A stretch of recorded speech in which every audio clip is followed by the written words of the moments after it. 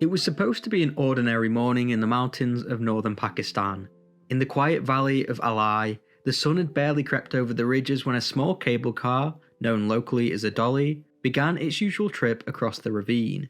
Inside were 6 children and 2 adults, all on their way to school and work, hundreds of meters above the rocky gorge below.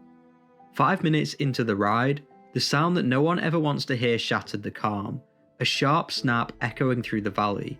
The car jolted violently, then stopped. Suspended 900 feet in the air, it swayed helplessly in the wind, held by a single surviving cable. Below them, villagers began to gather, pointing towards the sky. It was 7 AM, and for the next several hours, the entire nation would watch as a small group of locals hung between life and death. But what exactly happened that day? Let's talk about it. This is the Battagram Cable Car incident.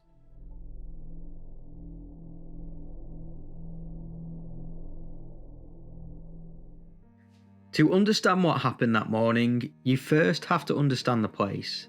The Allai Valley, in Pakistan's Khyber Pakhtunkhwa province, is a landscape of staggering beauty and quiet isolation.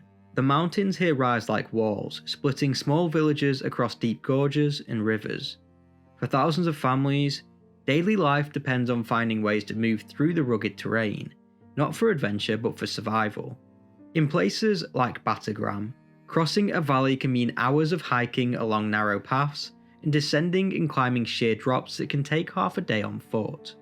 There are few bridges, and during monsoon season, landslides can cut off entire communities for weeks. Out of necessity, locals built their own answer, makeshift cable cars known across the region as dollies. These aren't the polished gondolas you might see in tourist towns. Most are built by local welders and engineers using salvaged metal, car parts, and length of steel rope purchased from markets. A small electric motor or even a repurposed truck engine drives the pulleys that haul the cable across the valleys. For many people, it's the only link between home and the wider world. The dolly transformed life there. What used to be a 2-hour journey over twisting mountain trails could now be made in just 4 minutes, suspended high above the valley floor. Children could attend school on the other side, farmers could transport goods, and families could reach hospitals faster. These homemade lifts became an essential part of life across Pakistan's northern highlands, but they came with a silent cost. There are no formal regulations governing private cable cars in these remote regions. Many operate without official permits, inspections, or standardized safety systems. Cables rust, pulleys wear down, and safety mechanisms, if they exist at all, are improvised. Over the years, several accidents have occurred in these mountainous areas, many resulting in injury and death. In 2017, 10 people died in Mori when a makeshift chairlift cable snapped, plunging into a ravine. 2 years later, another car in the same province collapsed, killing children on their way to school. Locals often reported problems, fraying wires, broken brakes, loose bolts, but repairs are slow or temporary. For many operators, these lifts are community-funded projects with no budget for major maintenance. Despite these risks, the dolly remains indispensable. For children living in mountain villages, it's their school bus. For parents, it's their only hope to provide an education, and so, on the morning of August 22nd, 2023, when 8 people, 6 children and 2 adults, boarded the small metal cable car in the Allai Valley, it was routine. Another morning, another ride to school. What none of them knew is that within minutes, that routine journey would become a global spectacle, a desperate 14-hour fight for survival hanging nearly 900 feet above the ground. It was just past 7 in the morning on August the 22nd, 2023. Somewhere along the span of the ride, one of the supporting cables gave way.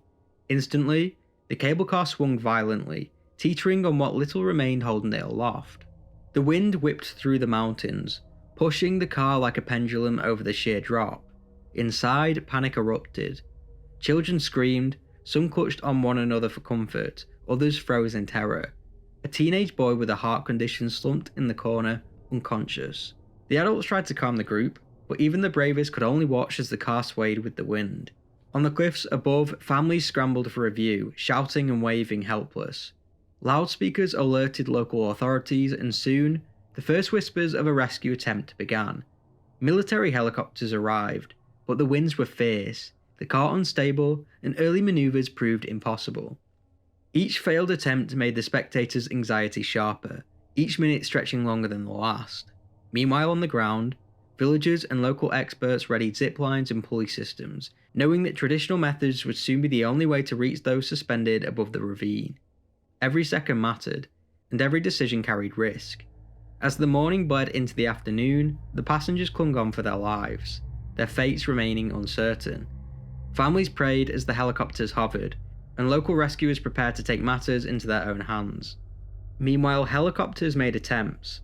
The teenage boy with the heart condition was carefully slung into the air, rising slowly from the dangling car to safety. Cheers erupted from the waiting families, but the relief was short-lived. Darkness approached, and the winds intensified, forcing the military to retreat temporarily after only being able to rescue 2 of the stranded children. That's when the villagers' ingenuity took centre stage. Among the volunteers was Mohammed Ali Swati, a local zipline expert. Calm and experienced, he prepared himself to take initiative where the machines had stalled. Using a makeshift zipline improvised with ropes and pulleys, Mohammed and other volunteers began inching towards the dangling cable car.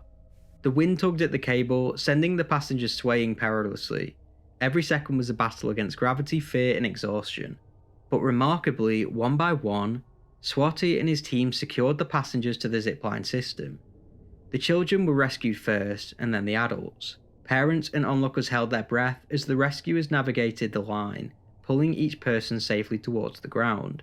By late evening, after more than 14 hours of suspense and danger, all 8 passengers had been brought to safety. The crowd erupted in relief and gratitude, some falling to their knees in prayer. Rescue workers, exhausted and covered in dust, shared brief smiles, knowing the operation had succeeded against overwhelming odds. In the aftermath, questions quickly emerged about the safety of such homemade cable cars. Authorities confirmed the vehicle involved was privately operated, and while routine inspections were reportedly conducted, they were insufficient to prevent a near tragedy. Investigations into safety standards and regulations for makeshift lifts in Pakistan's mountainous regions were launched, highlighting the ongoing risks faced by residents who rely on these systems daily. The incident also prompted Pakistan's caretaker Prime Minister to call for immediate inspections of all privately operated lifts in the province, emphasising the need for a better oversight. This cable car incident left a massive mark on the Allai Valley and the nation. While all 8 passengers survived, the near tragedy exposed the dangers of informal, privately operated cable cars that millions of residents rely on daily to navigate Pakistan's mountainous terrain.